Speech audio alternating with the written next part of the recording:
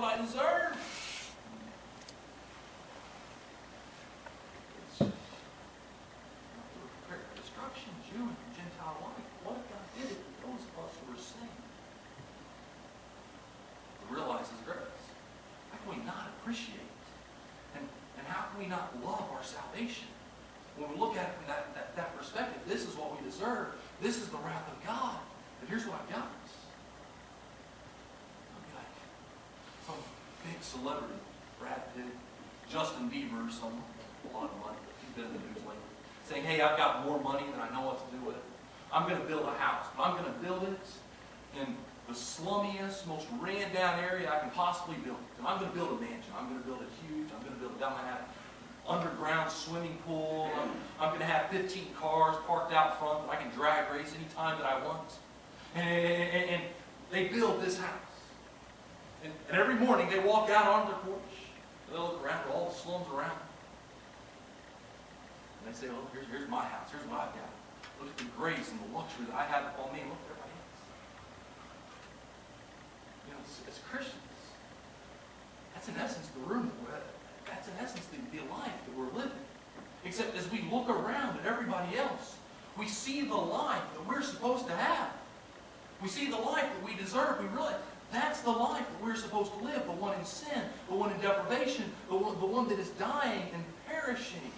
And it should spur us never to take our salvation for granted and never to ever to fall into an entitlement of our salvation and say, well, of course, God saves me. We look around, we see those dying, we see those perishing. Else it should cause us to praise God and say, God, I'm so thankful that despite my failures, despite that I'm just like them, you chose to save me anyway. It should motivate us who are Christians to scream to others, you can have the same house and the same life that I have by accepting Christ. Go back to the same illustration. It would be as though a celebrity builds this big mansion, this big house, then walks into the slums and says, look, I will tell you what to do, and you can have the same house that I have. I'll build you one tomorrow. I'll give it to you, and I'll give it to you, and I'll give it to you. And that should be our motivation as Christians. We realize how blessed we are, and we realize the grace that has been bestowed upon us. We look out on a perishing world, and it should spur us to scream to Him, you can have what I have. We have the truth of life in our hands. The Bible. Too often we lack the passion for it. We say, well, here it is. Here's what I believe. You know, if it works for you, read it. If not, oh well. How can we be stagnant in the gospel when we realize that we've been chosen by God to receive such a greater blessing than we deserve?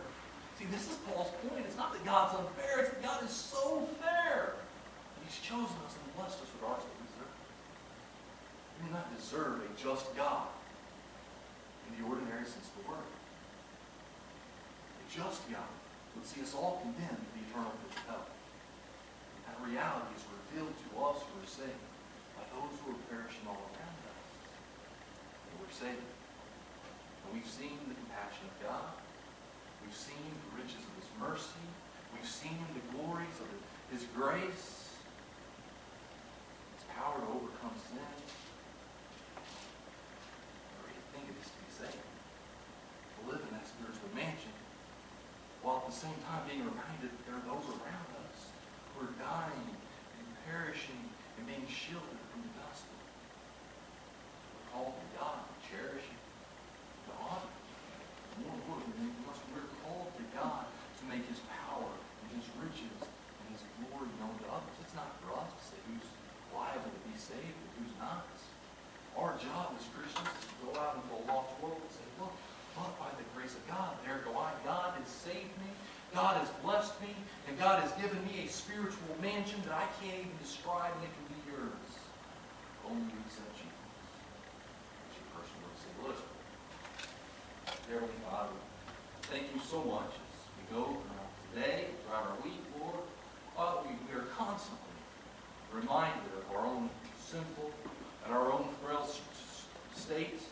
God, we know that there's none of us that have earned our salvation. There's none of us who have made a boast that, well, you've saved us based upon our goodwill or upon our good effort. We know that we've been elected and we've been chosen by you. We give you such praise for that as well, Father. I just pray and ask that you would continue conform us by your words and by your thoughts as they are portrayed in Scripture. Lead us, guide us. Be with those that couldn't be here today, whatever the reason, Father, those that were snowed in, those that are sick, those that perhaps are traveling. God, I just pray and I ask you just give them blessings, turn them to us safely, God. We'll lift up those in the prayer list, pray that your healing will be on them. I just pray that as we leave here this morning, we go our separate ways, that all that we would come in contact with